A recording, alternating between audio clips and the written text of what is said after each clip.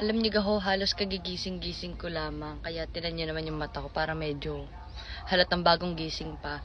Pero ito na nga, pagkagising ko, dumiretso agad ako din sa kubo at gawa ng kabanas baga naman sa loob.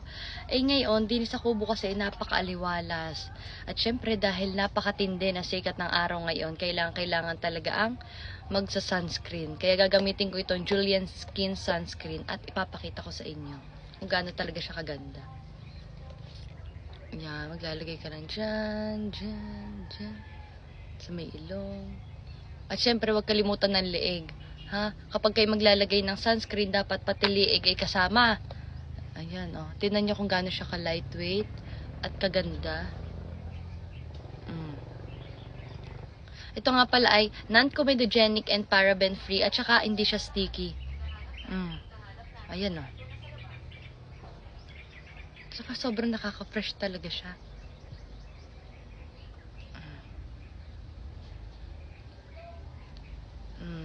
Diga? Aminin ninyo. Talagang ang ganda ng produktong ito. Pero syempre, itry nyo muna yung product. Kung magagandahan nga, kaya baka mamay sasabihin kayo, ang ganda-ganda bago sa inyo naman pala. Hindi maganda, hindi hiyang, diga? Syempre, hiyangan din tayo eh.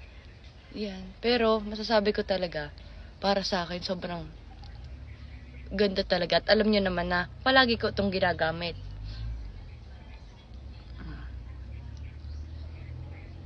Diga, lakas maka-fresh. Teka, din nga banda. Syempre, ayusin nyo yung pag, ano-ano. Yan. Diga. Lakas maka-fresh.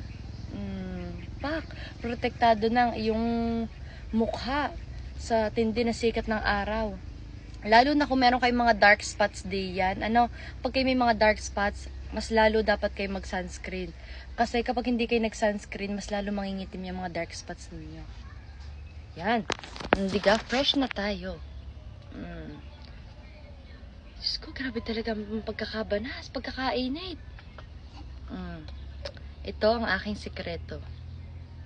Julian Skin Sunscreen. Mag-check out na kayo dyan sa Yellow Basket. Yan lang naman.